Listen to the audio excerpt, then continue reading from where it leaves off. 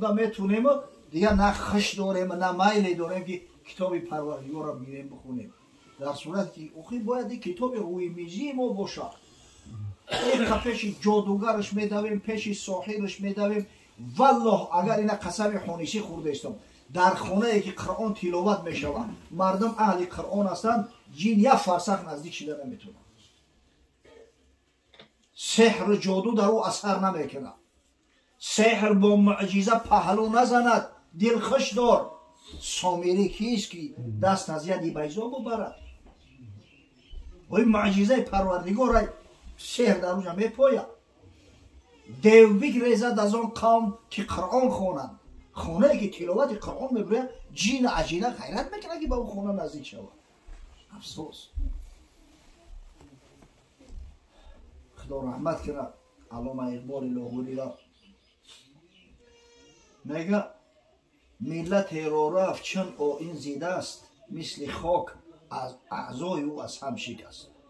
همین ملتی که آیین خچه از دست میته او مثل یک مجسمه ای خاک ساخته شدگی ای که با مرور زمان با باریدن برف و باران و وزیدن شمال با یک توده خاک مبدل میشود، نیست میشود. هستی مؤمن زی آیین است بس، باطن دین نبی این است بس. و سوال میکنه میگه هیچ میدانی که آیینی تو چیست؟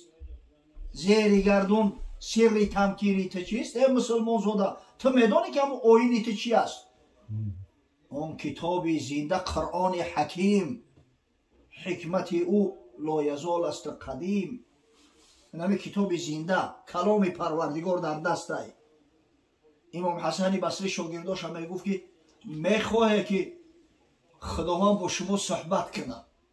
گفتن البته میخواهیم. گفت قرآن بخونیم. قرآن کلام پروردگاره. سبحان الله. حرف او رو ریب نه، تبدیل نه، آیه اش سرمنشه تعویل نه. در قرآن در چندین موضع اومده است که خدای تعالی تمام کفار را دعوت میکنه به تحدی. اگر شما شک داره، شبهه داره، قبول نداره این کتابه که یک سوره بنویسه مثل سوره قرآن یا حتی یک آیت مثل آیه قرآن بیاره، تمام انسانیت در پیش عاجز است. قل این کنتم فی ریب مما نزلنا علی عبدنا فأتوا بسورة من مثله. بگو با ایو که اگر شک شبهه داره، اگر میگین که همین کلام پروردگار نیست که یک آیت مثل همین بنویسه، یک سوره مثل همین بنویسه. هزارها و صدها هزار نفر کوشش کردن لیکن هیچی نبود. کلام الله جواب گفته میشود و الله یک آیه خردترین جواب گفته نمیتونه. همون یک الف لام میم جواب گفته نمیتونه. یک بدبخت گذشتگی کذاب خدا لعنتش کنه مسیلمه از قبیله بنی حنیفه بود، در همین منطقه یمامه زندگی میکرد. همراه قبیله‌اش آمد ایمان آورد، اما بدبخت بعدا در همین آخرین سال حیات پیامبر صلی الله علیه و سلم مرتد شد، دعوای نبوت کرد. گفت من پیغمبرم. گفتن که پیغمبر باشی یگون چی بگو؟ اینا به محمد صلی الله علیه و سلم وحی میآید. و این سوره های نازنین قرآن که ببینه همین قرآن را به زبان عربی بخونن فرق نداره شخص منصوب به کدوم ملت ای به کدوم نژاد ای راحت میکنه در خوندنش. دیده بزه و گوشش میکنن.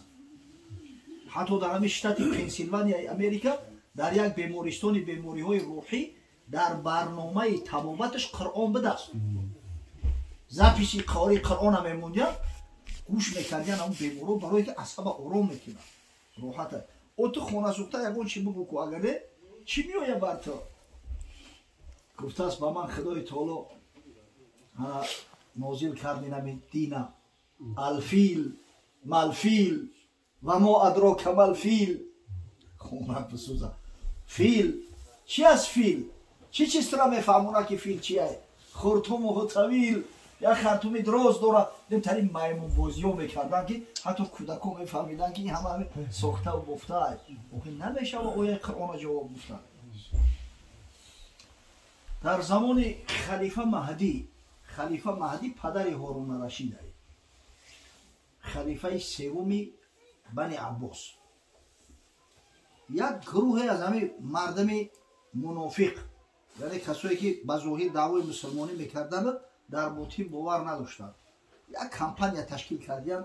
همین کناب همجنس با همجنس پرواز بگرد، کبوتر با کبوتر، باز با باز. این خانه سوخته منافقا را من مثل که منافقا خطی شین خیز دارن. ششتگی بیدید یک شخصی بود در بینشون با نام عبدالله ابن المقفع. آدم در تاریخ نامش اومده معروفه. اصلا عجمی بود، است نامش روزبه. بعدا وقتی که اسلام قبول میکنن نامش عبدالله موندن. در فصاحت و بلاغت زبان عربی هیچ کس در اون عصر زمان به این برابر نمیشید است. ولی همین کلیله و دیمنه که داریم، همین عبدالله ابن المقفع از زمان پهلوی و زمان عربی ترجمه کرده است. محققون میگن اگر در دنیا یک کتابی باشه که ترجمه ای اصلش بهتر است، کتابی همیه. ولی نه این کلیله و دیمنه که به فارسی میخونید یا ترجمه های علاقه همین کلیله و دیمنه ابن المقفع هستند. به حد فصیح بود. همین دعوا کرد، گفت اگر همین شرایط بود باشه، فکری معیشت روزگار در کلام نباشه، بلا همین فکر گودک شده که نداشته باشم، همین اجا آرام باشم میشکم ممنتا در یک سال یک کتاب مثل قرآن می نویسه.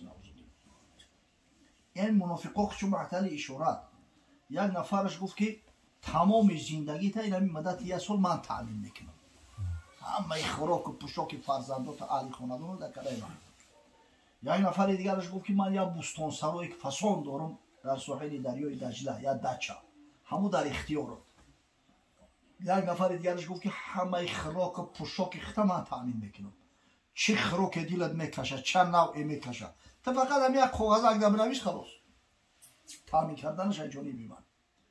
یک تا دیگرش گفت که هر قدر رنگ کاغذی که استفاده میکنی همش در کلای من. او زمان کاغذ قیمت بود.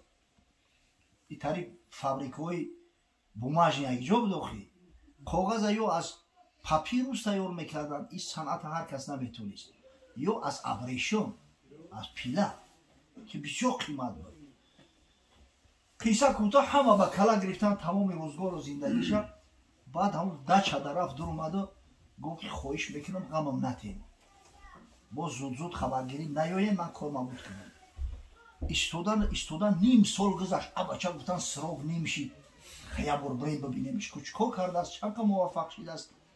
همون رفیقای منافقش نزدش اومدن که همین شیشته است در بین خونه و مای سرش هم تا به دستاش قپیدگی همین در فکر متورد. و گفتن یا عبدالله چکو کردی؟ گفت بچه نشید.